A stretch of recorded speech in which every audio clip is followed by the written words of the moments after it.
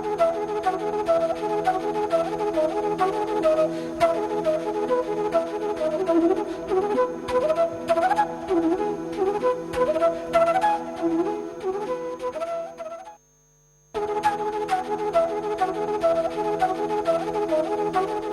friends, good afternoon and welcome to the EduSite Network. Our topic of discussion today will be one of the theories of international politics with special emphasis upon liberalism.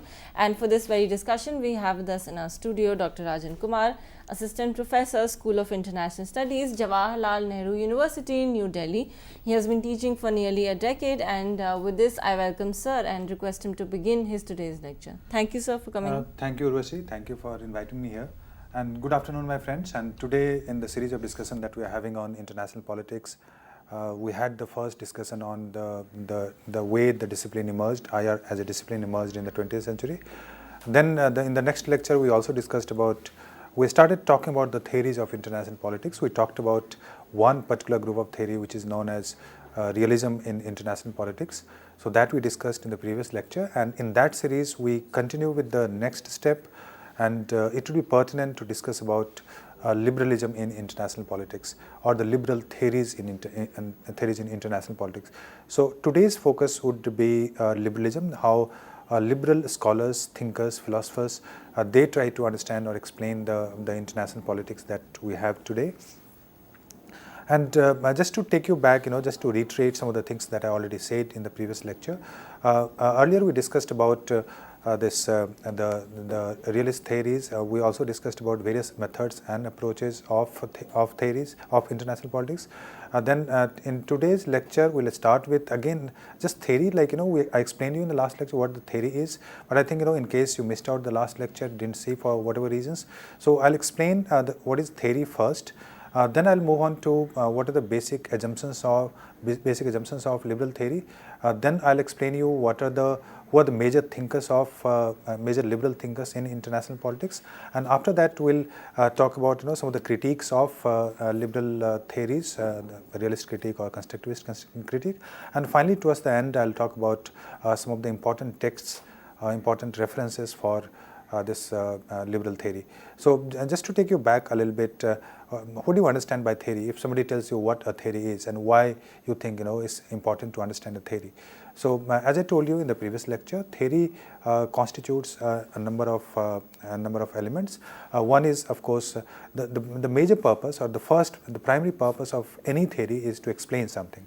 So explanation is the basic element of any theory or theory construction process.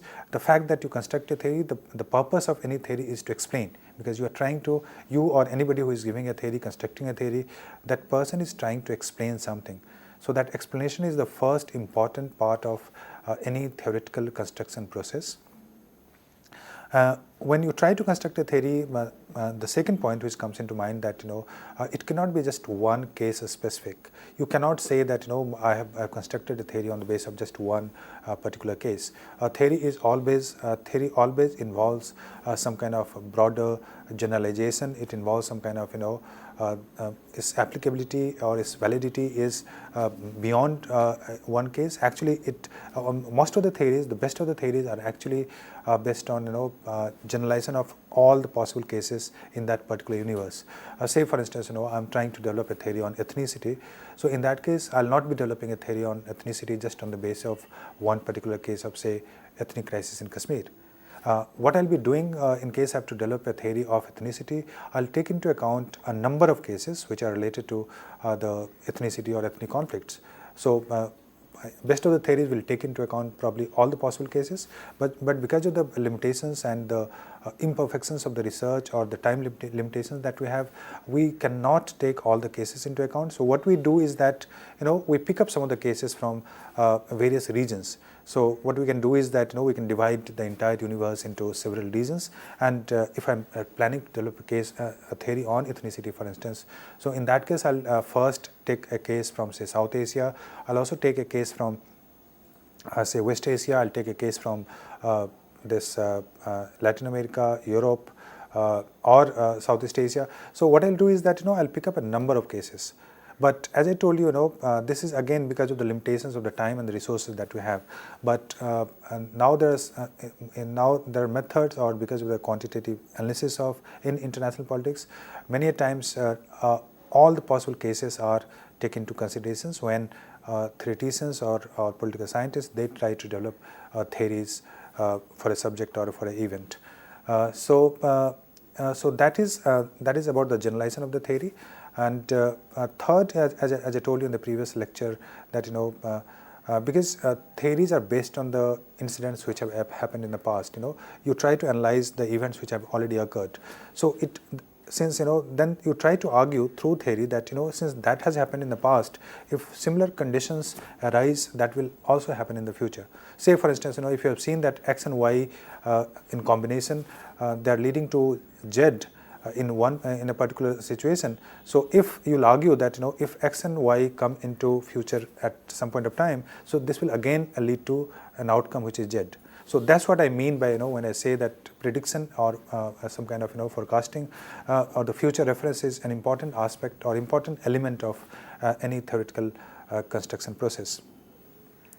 Now about the applicability, that once you have given a theory, can you say that my theory is applicable to just one particular case? No, you will never say that I've given a theory just for say for the state of India. Best of the theories have universal applications. You also have some of the theories which are middle range theories, which have regional implications, regional applications. But best of the theories have universal application.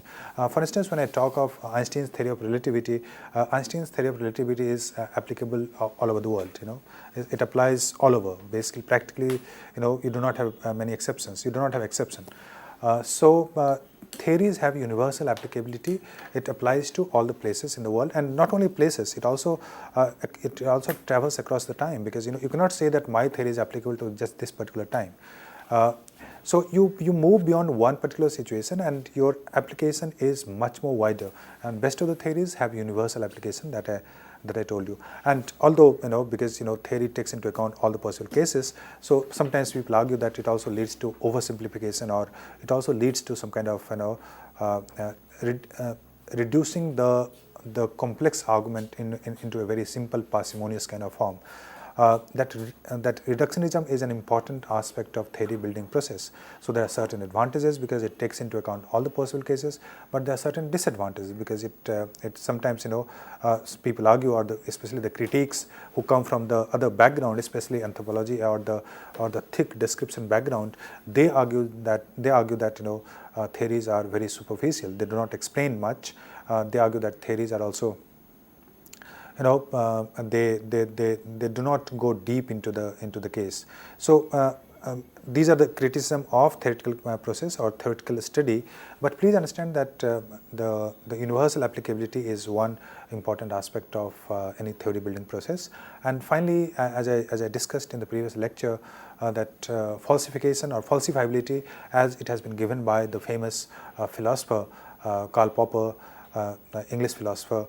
So he gave this concept of falsifiability, that every theory should stand the chance of falsification, which simply means that if there are certain evidences which emerge contrary to the basic assumptions of the theory, then the theory stands the chance of being falsified. So theory will be falsified. Please understand that when I say falsifiability, it does not mean that the theory has to be false. No, it only means that every theory construction process has to leave the space for falsification. So if there are evidences which are contrary to the assumptions or the basic designs of the basic parameters of the theory, so then theory needs to be rejected. So that's what falsifiability means related to theory construction process. So just what are the major elements that we discussed? One was this explanation, second was generalization, third was prediction, fourth was application of theory for the universe, and fifth of course was falsifiability. So these are the broader elements of theoretical process. And whenever you try to construct a theory of international politics or any other theory for that matter, so you should also try to keep in mind these parameters or these categories or these elements of theoretical construction process. With this backdrop, I'll now move to liberalism, because today our focus is liberalism, that how liberal scholars try to explain, or how they try to predict, or how they try to universalize the assumptions, or how they try to how these theory also have the space for falsification or falsifiability. So we'll check some of the theories of international politics by the liberal scholars today, and I'll start. And before I go to liberalism, I'd also like to point out that as I pointed out in the previous lecture, that the major theories of higher today are realist liberalism, realism, liberalism, constructivism. Then there are critical theories. So these are the broader theories which you have in international politics today. So in the series of lecture on international politics, this is the second and this is the third lecture, and today I will be talking about the liberal theories of international politics. Now it's important to understand what are the major stages in the development of international relations.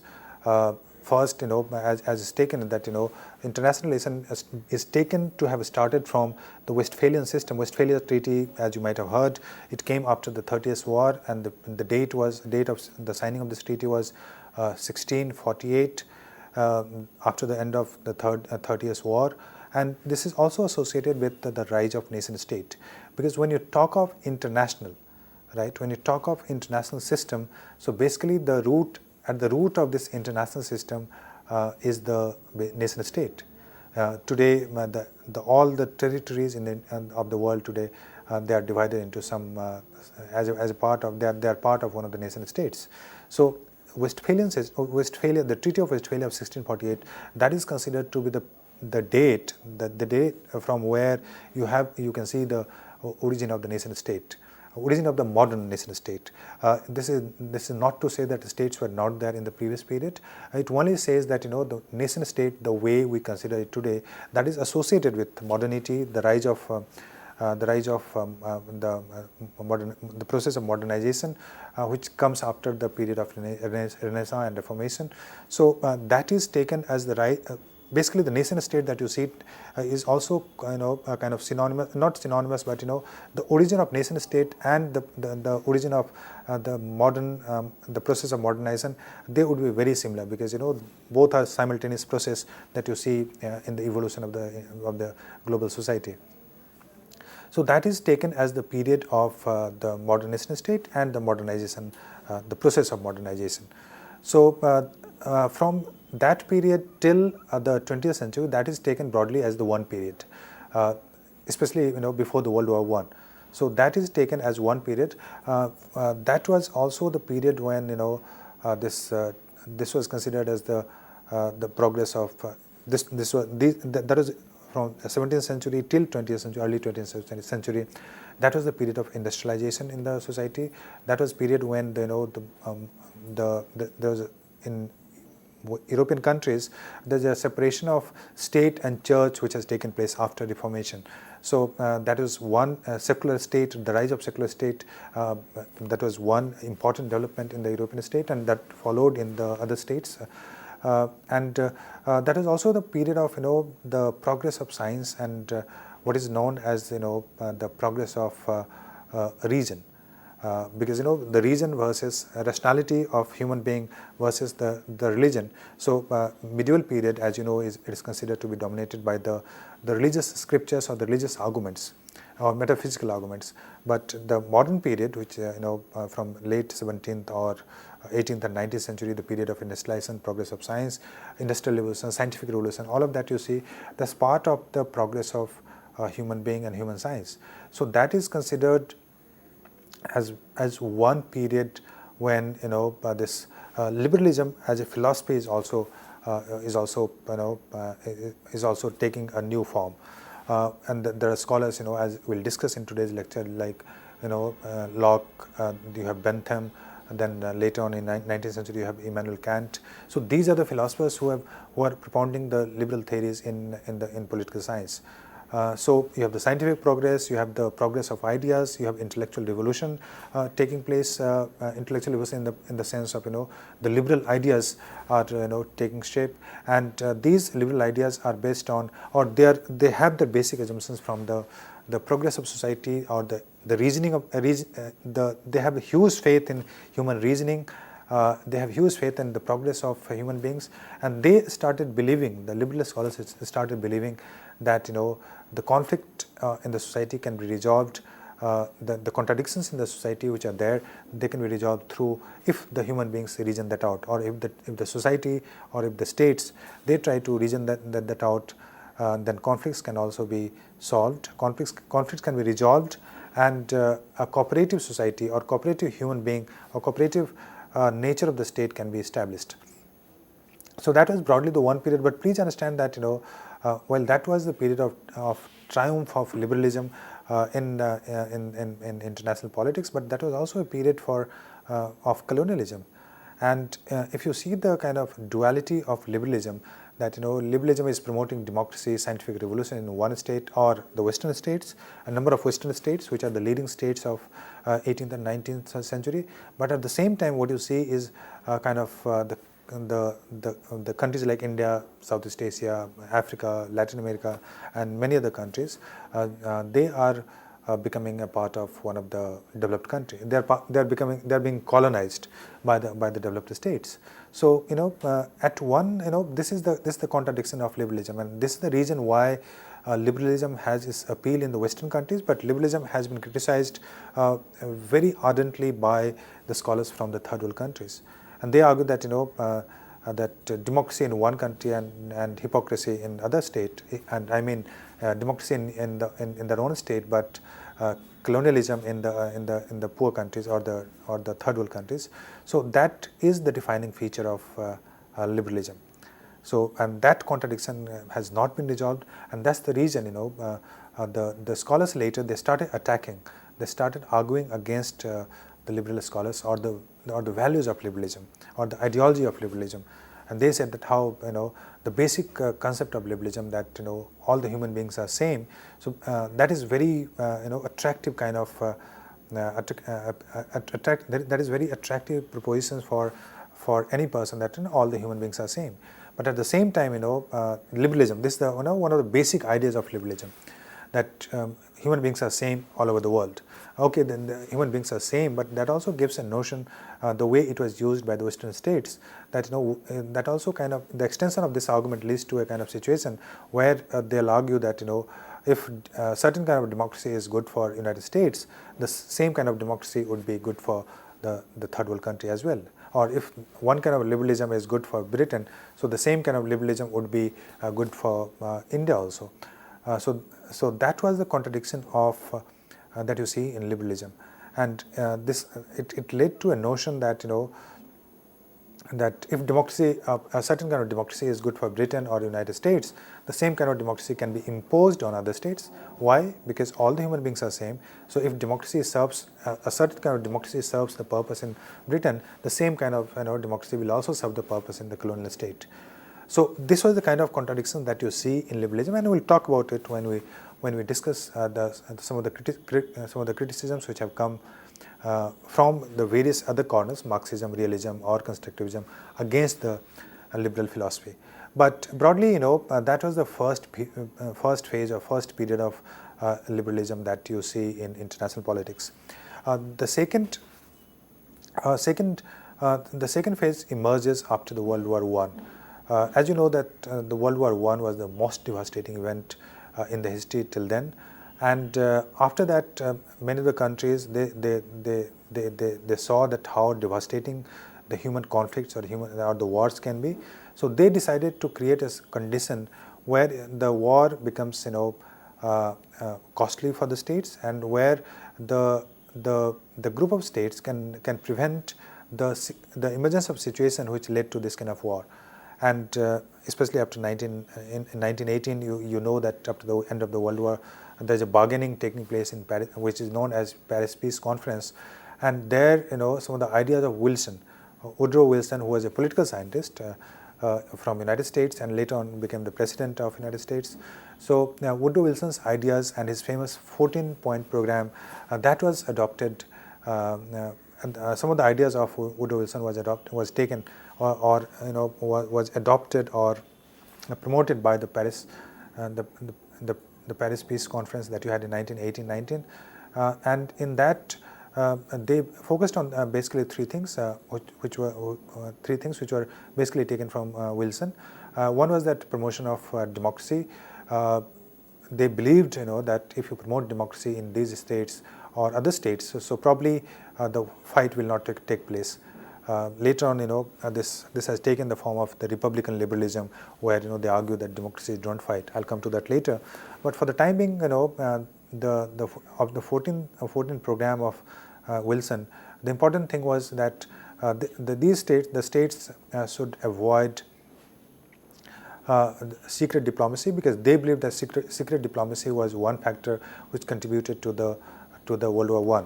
So that should be avoided. Then they argued for promotion of democracy, promotion of liberal democracy, and that was second. And the third, they also talked about this self-determination, that some of the states which were especially they were talking about the European states, so they should enjoy the right of self-determination. And fourth, one of the important aspects of this Wilson's 14 program was also the creation of a League of Nations. Basically, the idea was to, the countries the like-minded states will join this league, and they will try to create a common value system or common identity, which will not allow the kind of situation which led to World War I. So League of Nations, as you know, that in 1990 it came, and League of Nations in the first few years, it was expected to be the first important international organization which had across the region membership from various states. But what is happening in that period, that the League of Nations people and the leadership and the states, they had a very high expectations from this League of Nations. But the tragedy of League of Nations was that that it could not prevent the world from from the situation which led to the World War II. In fact, the period that followed, the period after the League of Nations, the period that followed was a very volatile period. And what you see is the emergence of Nazism and fascism in international politics. So that was the period of in the 1920s. What you see is that liberalism is becoming very important. Paris Peace Conference, that is promoting liberalism, and liberal ideas are being promoted. But what is happening after very soon, after the World War I, that around 1928, what you see is that there is an onset of depression, economic depression, which is taking place, and the world trade is going down. And in 1930s, what you see is that what you see in Germany, you see the rise of Hitler, and the Nazi Hitler, and in Italy you see the rise of fascism. So that created a very difficult situation. And then the secret diplomacy, which was one of the important aspects of, or which was one of the important considerations for avoiding a war. So that is also not, that started happening. And as you know that this Russia and Germany, they signed a pact in 1939 to divide some parts of Eastern Europe. So even the secret diplomacy is taking place. So what you see in the 1930s is that the League of Nations is not successful in avoiding a situation, or stopping a situation which might lead to conflict in the future. In fact, the important member states did not join. For instance, the idea actually came from Woodrow Wilson, but American Congress they never ratified the League of Nations. As a result, the most powerful state in the international system was not a member of the League of Nations.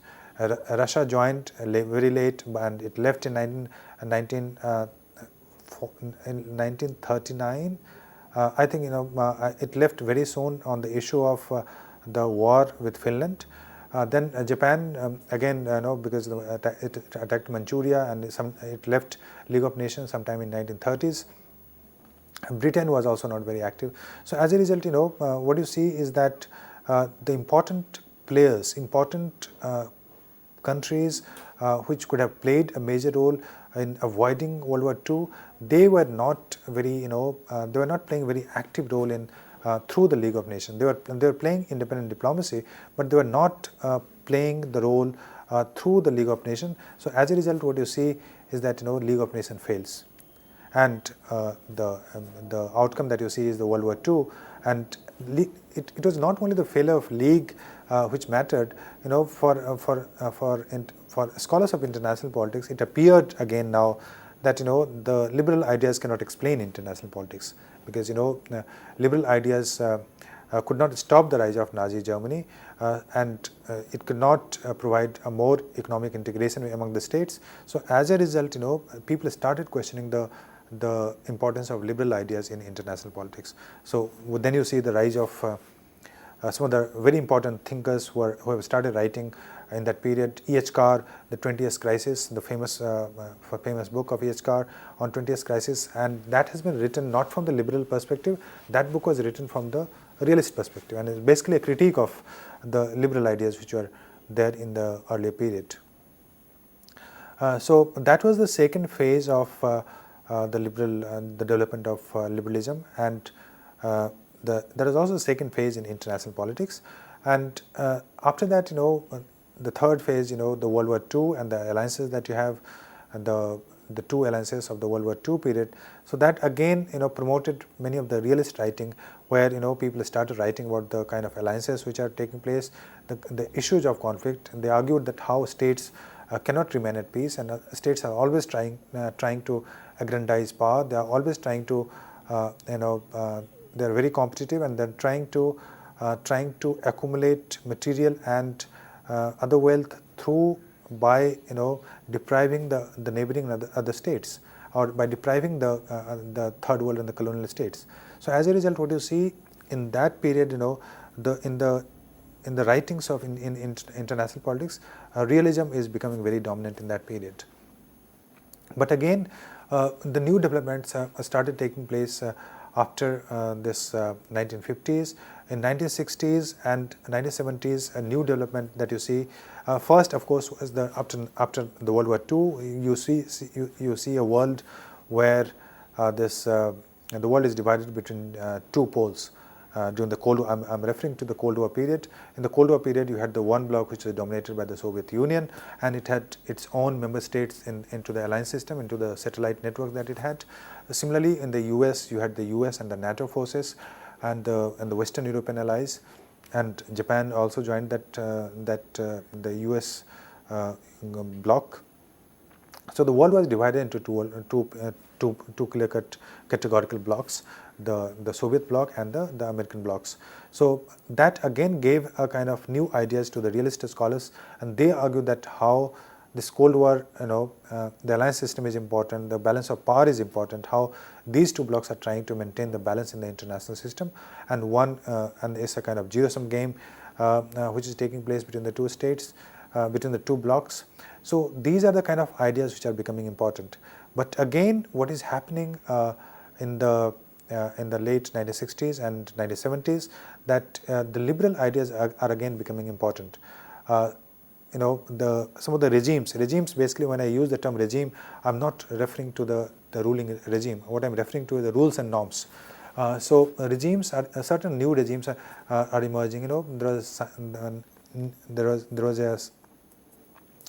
The countries decided to sign the partial nuclear test ban treaty. Then you had the CTBT being signed by many states.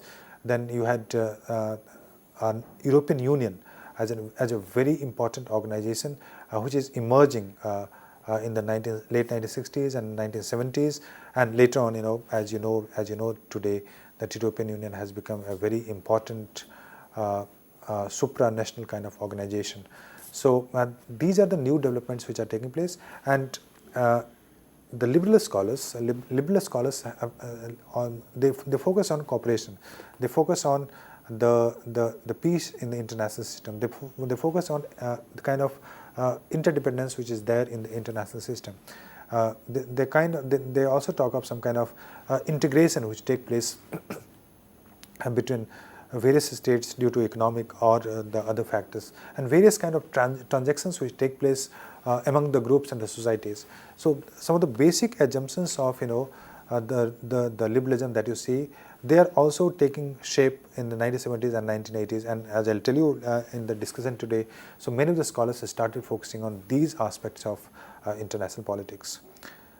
And that continued till 1990, this kind of situation where realism is writing about balance of power, Cold War, etc. And the liberal scholars are writing about the transactions, interdependence and cooperation which are taking place among the states, different regimes which are emerging in the international system. So these are some kind of the subjects which are being discussed by two groups of theories in international politics. Now, before I go further, it's important to point out some of the basic assumptions of liberalism. As I told you, that it takes a very positive view of human behavior. In the realist discussion, we learned that that according to the realist scholar, the human nature is conflictual, is poor, nasty, selfish, short, etc. As Hobbes' famous quotation from the Hobbes, but for the liberal scholars, human nature is not essentially conflictual. It's actually cooperative, and they take a very positive and optimistic view of human nature. They believe in human reason and they believe in human progress. They argue that with the reason, with the mental cranial capacity, human beings can bargain, can negotiate, and can resolve the issues which are there in the conflicting issues among the human beings. And as a result, the international relation can also be cooperative and consensual. So this is opposite to the view of realism, where according for them, because every state is trying to maximize power, so it will never lead to cooperation between the states. It will never lead to a peaceful resolution of the conflicts. It will not lead to the automatic cooperation among the states. But for the realist, the cooperation and integration or consensual decision making, these are the important elements of the state interaction process. And for the liberals, states are more like a constitutional entity rather than just the instrument of power. So they do argue, liberals do argue like realists, that state also has element of power, but that does not define the entire aspect of liberalism, entire aspect of the state. State has this. State has a law. A state has this certain rules, certain values, certain norms. So these are the focuses of the liberalist scholars when they define the nature of the state. And as you know that that liberals believe in this rational principles of human beings, and they believe that human beings have reason and they can reason it out. So rationality is an important aspect of liberalism, and they argue that rationality can be applied for individual human beings, and it can also be applied for the nation states. That when they interact, when one state interacts with other state, so that in that the rationality is there. So it's not that every state is trying to maximize the power and the wealth. It's possible that they try to reason it out, and it's also possible that it's not a game of zero sum where one is gaining and the other is losing. On the other hand, the liberal scholars will argue that they can cooperate in a very non-zero sum framework. In a non-zero sum framework where the gain of one country is not the loss of other state. The conflict situation arises when the gain of one is the loss of other. But if there is a non-zero sum situation, then probably the conflict will not arise. The example I'll give you, when it comes to say for instance the border between India and Pakistan, and if the border is fixed, so gain of one country would be the loss of other. So that would be an example of zero-sum game. But in non-zero-sum game, for instance, if India and Pakistan decide to cooperate in trade, in culture, or in the sports and other fields, in cinema, etc. So that field is unlimited. So it's not the zero-sum game.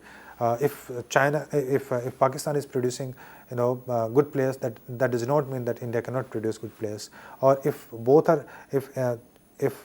India and Pakistan are cooperating in trade, so that will benefit both the states. That will not simply benefit any one country. So there are certain areas where the cooperation can take place, and cooperation is not essentially zero-sum kind of competition. So that is the basic argument. These are some of the basic assumptions of the liberal thinkers in international politics. And I'll just reiterate for your for your clarity.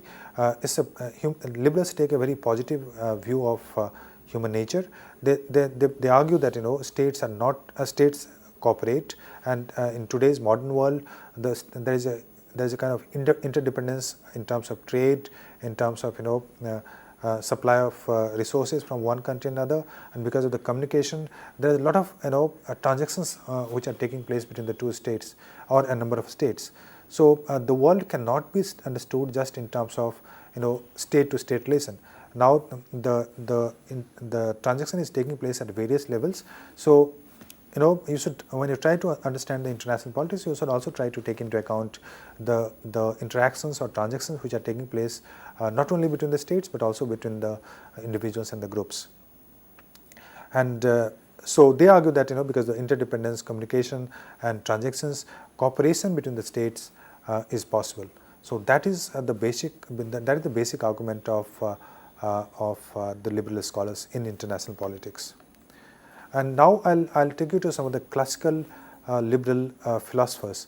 I'll take first the name of John Locke, and you might have heard his name. He was a 17th century philosopher, and he believed in potential for human progress in modern civil society and the capitalist economy. So as that was the initial phase, that was the first phase of when the capitalism was taking place. So he argued that the potential of human progress is creating modern civil society, and the capitalist economy is a kind of reflection of the progress of the human society. Jeremy Bentham, you might have heard his name in political science. He was 18th century again British philosopher, and he argued that the utilitarian principle where the greatest happiness of the greatest number is possible, and he is the one who coined the term international law. So he argued that if states adhere to international law, so that will create a kind of that will resolve, or that will lead to resolution of some of the conflicts which are there between the sovereign states. And on the third classical liberal philosopher is Immanuel Kant. He was a German philosopher in 19th century, and his pamphlet or his work on this perpetual peace, he argued that if the states become democratic, if the states are not authoritarian, or if the states are not non-democratic, then probably some of the conflicts can be avoided. His basic argument was that if the states become democratic, so that will establish the peace in the international system. That will lead to the term called quote unquote perpetual peace. So democracy is the essential condition for, or the democratic structure of domestic politics is the essential condition for establishing peace in the international system. So these are the three classical philosophers, and from there now the contemporary liberal thinkers, they borrow the assumptions from these philosophies, and there are a number of divisions, or there are a number of streams within liberalism, and the people talk of sociological liberalism, then people talk of institutional liberalism, or interdependence liberalism, then people talk of republican liberalism, and I'll discuss about these various types of liberalism, which basically divide the liberal scholars among which divide the contemporary liberal scholars among various streams of thoughts within the broader framework of liberalism.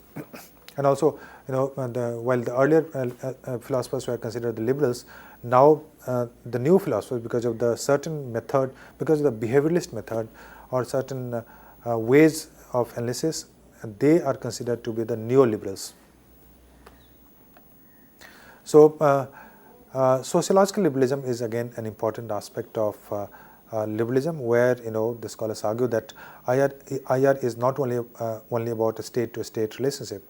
So here you might have heard the name of James Rosenau. James Rosenau, who argued that interstate relation is always supplemented by the transactions which take place, or the interaction which take place between individuals, groups and societies. So it was argued by James Rosenau, and Carl Deutsch, he argued in 1950s that there is a high degree of communication which is taking place between societies, and that is leading to the creation of security, community, and it is also leading to integration of the societies. Then you have this John Burton, who gave this cobweb model, and here the cobweb is a kind of crisscross of various kind of interactions which are taking place between the states, and it's not the billiard model of realist where two billiard balls or where the two states are interacting. So it's more like the international system today can be understood more like a cobweb model of John Burton, as John Burton argued that basically what he tried to tell us that that there are various levels and various types of transactions which are taking place in the international system. It's not just the two billiard balls it's not just the two states. It's the various kind of networks which are operating within the international system. So that's what that was the argument of this John Burton. Further, James Rosenau, he argues that a state-centric and anarchic model has not disappeared, but a new multicentric world is emerging. So he is saying that the world is not state-centric anymore. Although state-centric and anarchic models are there, but today's world can be seen as much more a multicentric kind of world rather than just the state-centric. And in today's world, this is a world with large transactional networks which are creating to a very peaceful kind of situation in the international system. So that is about the sociological liberalism. Then the second kind of liberalism what you have is the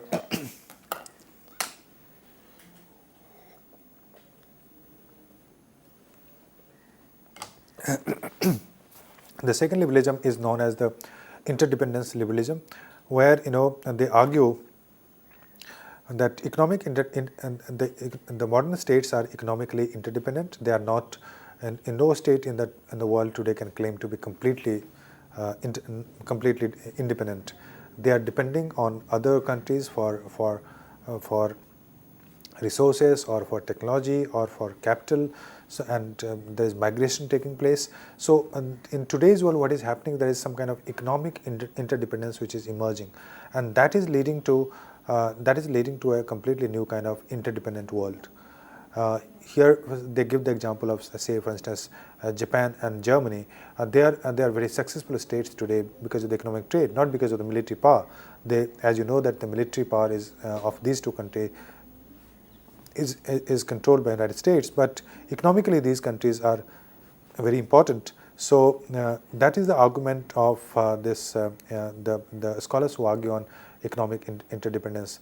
Then there is a scholar, Rosecrans, who argues that the Cold War military politics has become less attractive in the modern time.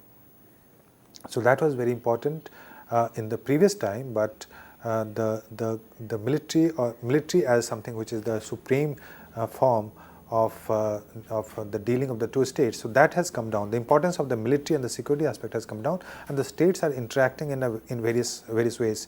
Then you have David Mitrani, who in 1966 he argued that the greater interdependence will lead to greater cooperation between the state, and that will also lead to creation of a peaceful atmosphere, or that will lead to the peace and cooperation in the international system. So the basic idea is that here Mitrani argues that if you cooperate, or because of the interdependence, a kind of cooperation can be established between the two states, and one cooperation in one field will lead to cooperation in other areas. Basically, he was giving the example of European Union, where it started with cooperation in the mining, in the coal field, and gradually what you see is that today they are having, European Union is having the same currency, or they are also talking of some kind of common constitution. So the basic argument here of David Mitrani, Rosecrans and other people is that the cooperation in one field will lead to cooperation in other areas, and the world is increasingly interdependent, and the war politics or military politics has become less attractive, and today what matters is the economy and the economic interdependence. The third scholar, Ernst Haas, who is considered to be a neo-functional scholar, so he gave the theory of integration, where increased cooperation in one area will lead to cooperation in the other field. So that is the argument of interdependence liberalism. So we learned about sociological liberalism, we also learned about interdependence liberalism, and now I'll go to the concept of complex interdependence of Robert Cohen and Joseph Nye. And he argues that earlier high politics of security and survival in the earlier period, the high politics of security and survival had the priority over low politics of economics and social affairs. But under complex interdependence of today, the situation has changed. So what is important in the earlier period, the military or the security issues, so now these issues are not important. So what they argue that these issues are important, but they are not the only thing which define international politics. So what is happening in today's world, according to this theory of complex interdependence of Cohen and Nye, is that transactions are taking place outside the state, and these transactions are very important. States will pursue various goals simultaneously. Third point is that host of transactions are taking place outside the state, and certain states will dominate in a specific issue areas, but that will not necessarily spill over into other areas. For instance, Norway is important for shipping because of its large fleet it has, but it does not mean that it will automatically lead to dominance on the other issues. Further, they argue that in the theory of complex interdependence, they argue that international organizations will be very important, and they'll play a very important role in international politics. So that is the argument of this complex, and the theories given by Robert Cohen and Joseph Nye in 1977 and also in 2001 on the theories of the theory of complex interdependence as a liberal scholar. And the next is the institutional liberalism, where the idea is borrowed from Woodrow Wilson, right when he suggested or gave the notion of a League of Nations, which will lead to which will stop the creation of the situation, or which will resolve the conflicts, and which will also lead to avoiding or preventing the conflict. So they give importance to the international organizations, and organizations can be of various types. Some of the organizations are regional organizations. Some of the organizations are universal organizations. For instance, United Nations today, what you have, United Nations is more like a universal organization. Then you have European Union, which is like a regional organization, and then broadly. The argument here of the institutional cooperation is also on the multilateralism. They argue that what I mean by multilateralism is that when more than two states decide to coordinate their foreign policy, so that leads to some kind of a multilateral that can lead to multilateral norms or the multilateral values, and that if they create an organization, so more than two states they decide to create an organization by coordinating their policy, so that will be considered a multilateral organization. What are the examples of European Union? Of course, a very good example of multilateralism.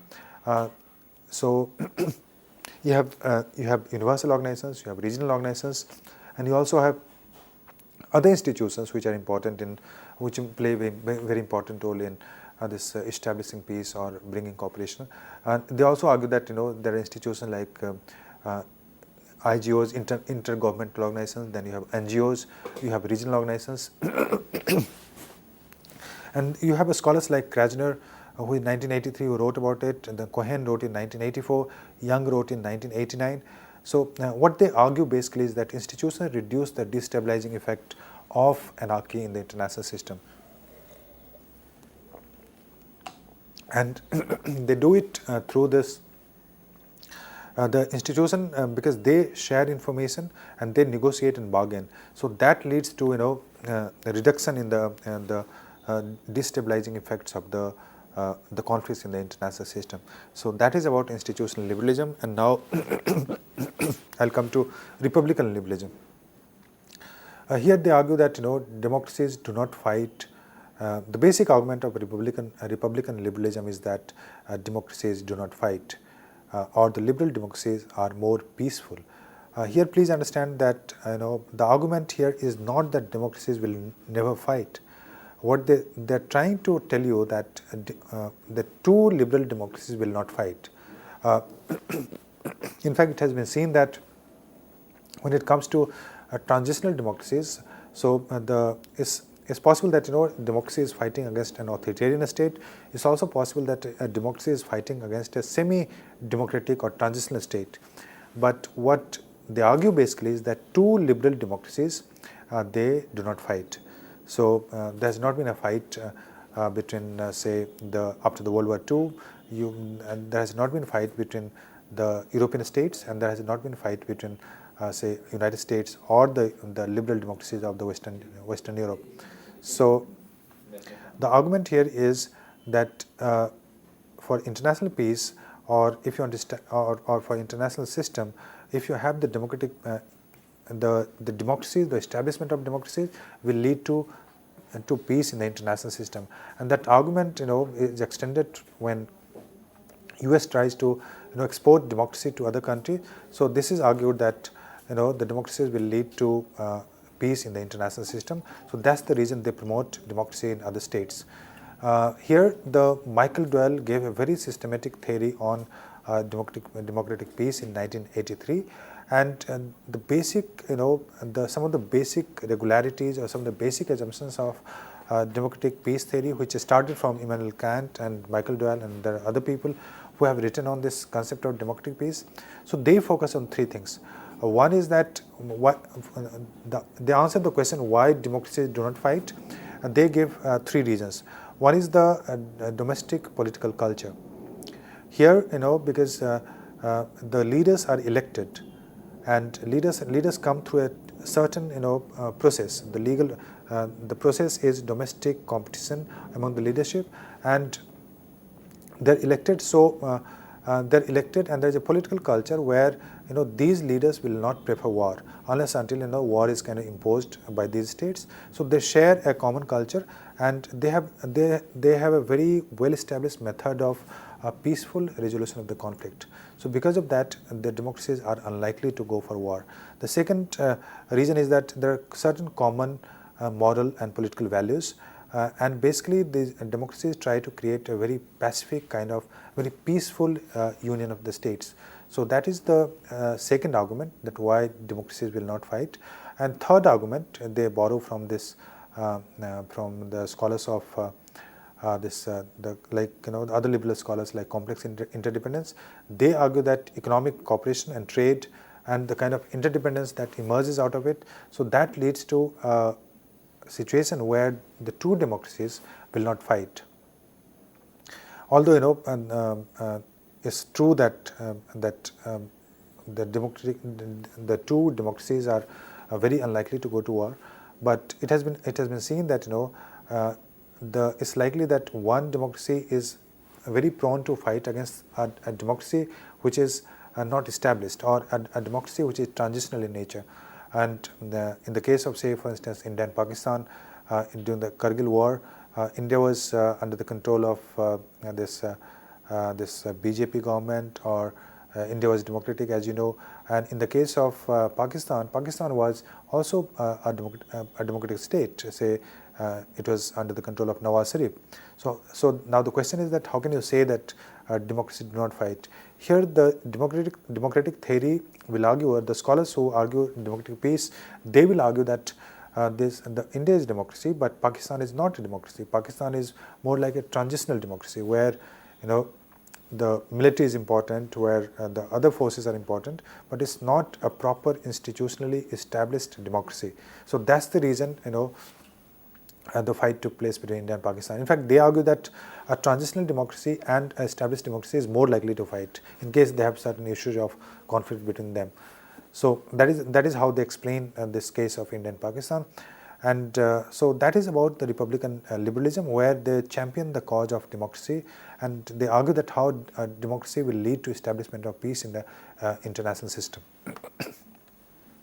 Finally, the Dewdney and Eikenberry in 1999, they gave the concept of this structural liberalism, where they focused on this security co-binding, where the NATO, they give the example of NATO, where how this they are trying, the United States and the NATO members, other NATO members, they are cooperating on the security issues. They argued of penetrated reciprocal hegemony of which is led by the US, followed by the Western countries. They also talked of economic openness of these states, of the liberal states, and they also focused on this civic identity. So that's another kind of structural form of liberalism, apart from the previous liberalism that we discussed in the lecture today. And finally, there are certain critiques of liberalism. I'll not go into detail of these critiques for the simple reason that I've already talked about realism in the previous lecture. In Marxist critique, they, as I told you, that they would argue that the capitalism that we have today is the extension of liberalism, where